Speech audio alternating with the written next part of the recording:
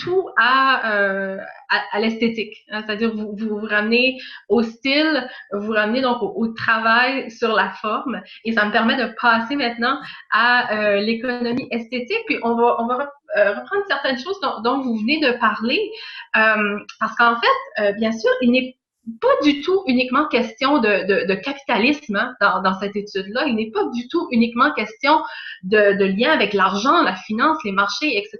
Faut-il rappeler que tout le projet vise justement à reprendre l'économie aux économistes, hein, selon votre formule, et de redonner au mot économie tous ses sens. Donc, vous passez donc par les arts visuels, le cinéma, la littérature dans ce tome-là. Vous vous arrêtez particulièrement sur les structuralistes, donc Barthes, Genette, pour aborder notamment, hein, comme vous le disiez tout à l'heure, l'économie du récit. Et vous vous arrêtez aussi sur Derrida, et Paul Ricoeur, donc aussi sur un héritage postmoderne de la pensée. Et ce sur quoi j'aimerais discuter un peu plus longuement, c'est la réflexion articulée autour des procédés du langage, comme vous venez de le dire, dans l'expression de la pensée, les figures de rhétorique, l'ellipse, certes, mais surtout la métaphore dans tout ça. Oui, ben, effectivement, merci de rappeler le sens du projet. Moi, j'ai voulu, à travers ces opuscules qui vont se poursuivre selon diverses thématiques, rappeler, dans une perspective qu'on pourrait associer à un travail archéologique à la Foucault, effectivement, là, que le mot économie a existé dans l'histoire indépendamment de ce qu'en ont fait de manière très étriquée les sciences économiques. Les sciences économiques ont rabattu, ramené le mot-là. J'utiliserais une expression du français d'Amérique en disant qu'elles ont ratatiné ce mot-là dans une sphère régionale tout à fait étouffante, même s'il s'agit encore d'une forme d'économie. Il ne s'agit pas de nier l'existence de la science économique et de ce qu'elle a proposé, mais il s'agit en fait des sciences de l'intendance. Les sciences de l'intendance ont en quelque sorte se sont appropriées le sens du mot économie et ont occulté les acceptions nombreuses qu'avait ce mot dans les sciences de la nature, en psychanalyse, en linguistique, en mathématiques, en droit et en esthétique. Et donc, mon travail consiste à repérer le mot, où il existe. Je ne l'hallucine pas, je ne le projette pas, je le traque et je le retrace. Et en ce qui concerne l'esthétique, et c'est pour ça que ça donne, surtout en ce qui concerne, je m'en confesse, l'économie esthétique, un texte, là, pour le coup, assez touffu, là, parce qu'il s'agit d'essayer de suivre un mot dans ce cas-ci, une explosion de sens, ce qu'on a beaucoup moins dans l'économie de la nature, dans l'économie de la foi, où la philologie, hein, propre à l'acception que je suis est plus, je dirais, structurée, là, plus linéaire. Là, on a, je m'en confesse, là, quelque chose d'éclaté. Et on a deux façons de penser l'économie. Je dirais une façon, surtout si on s'arrête à Derrida, comme vous m'invitez à le faire, là, une façon, je dirais, simple. Je ne serais pas péjoratif, là, mais simple, et une façon plus complexe. La façon simple, ce serait de dire, ben oui, il y a économie dans le langage parce que parfois, on essaie de dire quelque chose en s'épargnant des mots. Donc, plutôt que de faire toute une longue périphrase, par un mot, on va signifier quelque chose et on va, du coup, faire une économie d'énergie, d'effort, d'investissement mental et psychique. Voilà, on va aller plus vite. Quoi. Bon, on va des abréviations, des métaphores. Si de la métaphore, elle est économique par rapport à la comparaison, parce qu'on n'a pas à faire le comme. En ceci, c'est comme cela. En ceci que, on fait juste dire, c'est l'exemple que je donnais dans mon livre, ce chien pour désigner son voisin. Hein, c'est une façon de dire, ben, mon voisin, c'est quelqu'un de colérique que j'apprécie pas du tout, qui me semble aboyer plus que parler. Voilà, toutes les images nous viennent en tête. Quoi. Plutôt que de dire mon voisin, je dis ce chien. Voilà, tout est dit. Et donc, on a économisé tout un raisonnement qui serait fastidieux, puis pénible aussi peut-être psychiquement. Et donc ça, c'est la forme simple, hein, de l'économie dans le discours et qui se retrouve jusqu'à, évidemment, dans les procédés littéraires. La façon complexe, par contre, c'est là où Derrida est intéressant, c'est qu'il dit la métaphore produit. C'est-à-dire que très souvent, il y a métaphore quand il y a un manquement dans la langue courante. Et il remonte jusqu'à Aristote pour montrer ça. C'est que tout d'un coup, il y a économie parce qu'il y a production de sens, parce qu'il y avait manque en ce qui concerne le vocabulaire et la sémantique à laquelle on est tenu. Et tout d'un coup, en utilisant une métaphore, on comble un vide parce qu'il y a une nécessité de nommer dans certaines circonstances et étant empêché par un manque, la métaphore vient produire ce qui manquait.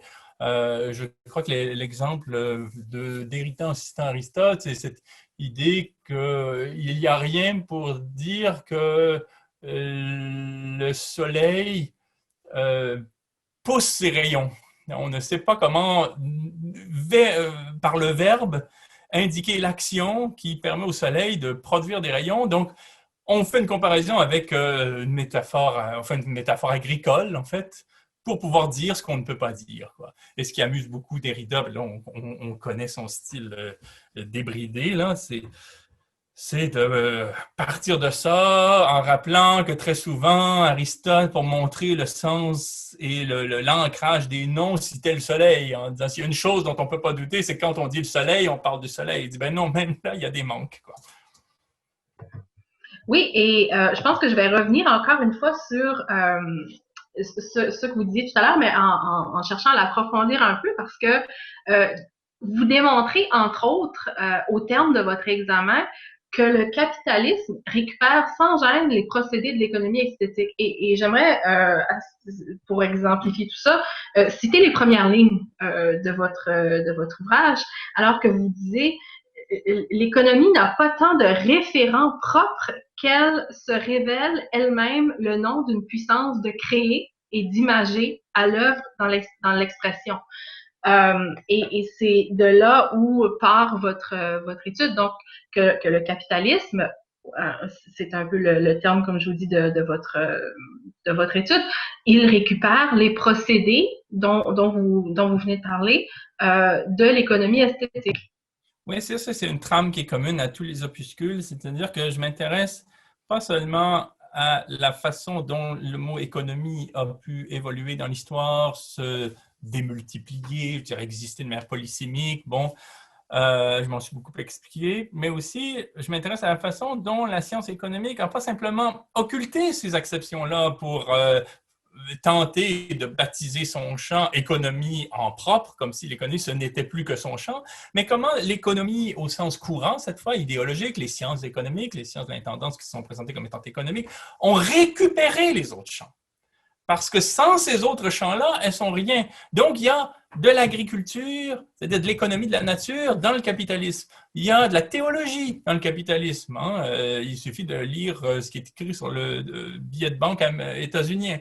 Il y a de l'esthétique en économie. Je veux dire que sans les recours de l'esthétique, il n'y aurait rien de tel que ce qu'on appelle couramment à la radio, à la télévision, au café, puis dans la vie courante, l'économie au sens marchand, au sens de la production de biens, de la capitalisation, de la distribution, de la consommation. Tout ça n'existerait pas sans cette espèce de levain, cette espèce cette dimension esthétique qui est irréductible à l'économie au sens courant aujourd'hui. Tellement que j'ai profité d'une coïncidence pour le démontrer en faisant un lien entre les faux-monnayeurs d'André Gide, qui font un lien explicite entre la monnaie, l'argent, et la crise du langage, la monnaie et l'argent étant présentés eux aussi comme étant en crise, puisqu'on est dans un univers où la fausse monnaie rivalise avec l'authentique, quoi. Ils vont, en gros, ce que c'est de montrer André Gide, c'est que le langage fonctionne de la même manière quand on parle de Dieu, quand on parle des grandes références censées structurer la pensée, on se rend compte qu'elles sont évanescentes, qu'elles sont en crise. Avec le travail de son oncle, Charles Gide, qui était économiste, et lui qui montrait comment, effectivement,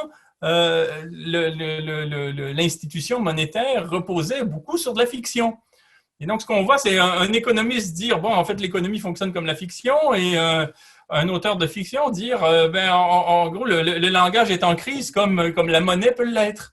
Bon, et mon travail consiste à suivre cette espèce de circularité où continuellement, depuis les Grecs, on a des auteurs dramatiques qui essaient de comparer le langage aux modalités de valorisation qui sont en vigueur dans des différents systèmes monétaires, là, et comment le système monétaire et tout ce qui concerne en propre l'appareillage économétrique se présente comme un récit, comme une fable.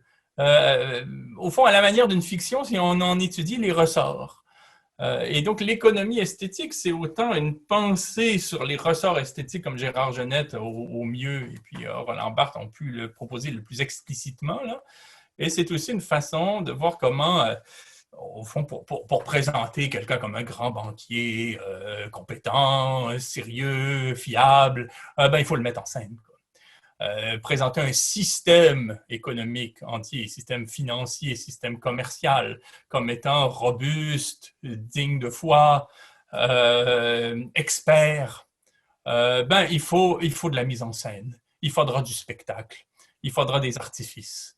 Il faudra jouer des ressorts esthétiques. Et je me suis intéressé à cette incapacité à recouper les deux sphères, mais cette incapacité aussi à les dissocier complètement. Oui, et d'ailleurs, une petite parenthèse, hein, vous rappelez les ouvrages de Naomi Klein, de Christian Salmon, comme Nos logos et La machine à fabriquer des histoires, à formater les esprits. Donc, vous rappelez à vos lecteurs ces deux ouvrages pour parler à leur suite de ces histoires racontées par l'économie de marché ou le marketing, justement, donc des récits qui sont construits autour des marques. Mais peut-être une dernière question, si on peut se permettre.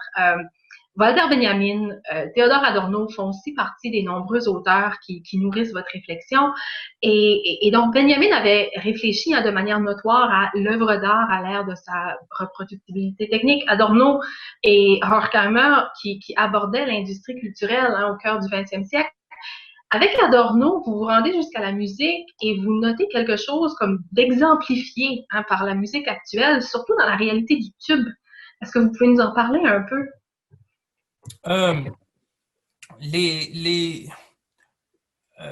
Ce qui est intéressant avec Adorno, quand il fait un lien entre, et il n'est pas le seul à le faire, mais il le fait brillamment, là, entre la musique et pas seulement le capital, mais on pourrait dire l'industrialisation. C'est un formatage des rythmes. Donc, d'une part, on a des rythmes, c'est le rythme de l'usine, c'est le rythme de la journée au travail, c'est la cadence formatée de la vie quotidienne. Et à cela, c'est ajouté ensuite une cadence de la consommation qui est aussi dirigée que la production industrielle, où il y a des temps pour consommer, il y a des lieux où consommer, il y a des fétiches de la consommation où on nous dit « ici, c'est une ère où le rire est obligatoire, ici, c'est une ère où le jazz est obligatoire, ici, c'est une ère où la vie africaine est obligatoire. Vous n'êtes pas obligé de penser à Montréal l'été quand je désigne ça, mais c'est exactement la façon qu'on a de planifier la culture, le loisir et le travail sur un mode extrêmement structuré qui avait aussi pu penser plus comme styliste que comme théoricien, Guy Debord. Bon. Par ailleurs, la musique, mais le cinéma aussi, puis la télévision qui s'est ajoutée, a formater les productions à un point tel que cette rythmique-là se retrouve au point où on est rendu sourd à ce qui est dissonant. Ce n'est pas qu'il n'y a pas de dissonance, c'est que la dissonance ne s'entend plus. Soit elle est intégrée comme simplement un syndrome, la petite différence, à quelque chose de plus standard, où on va dire, tiens, lui, il a des lunettes avec des grosses montures, alors que les gens n'ont pas normalement, donc c'est dissonant, mais c'est dissonant dans l'anecdote, quoi.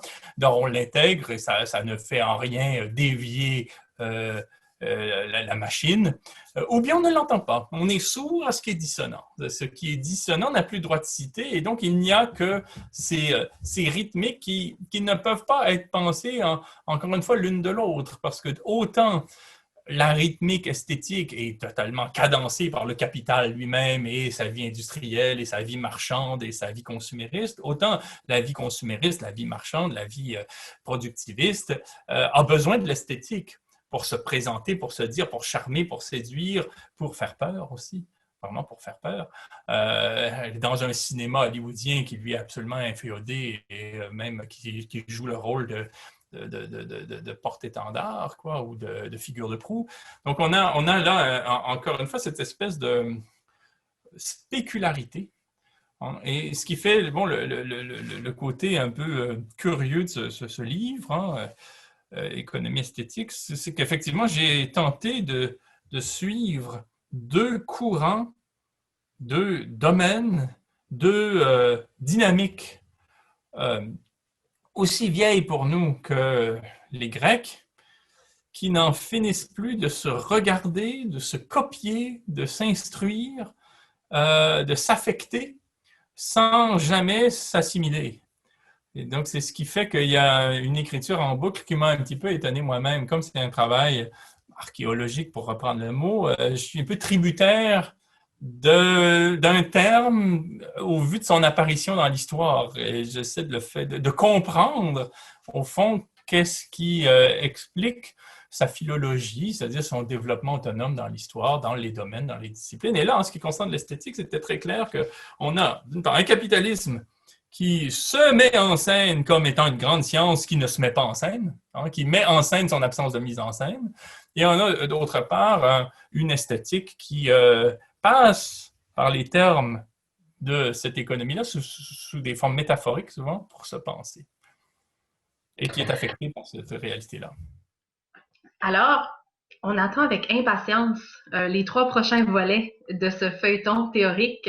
Alain Deneau, merci. Merci encore et à bientôt, j'espère. Merci infiniment.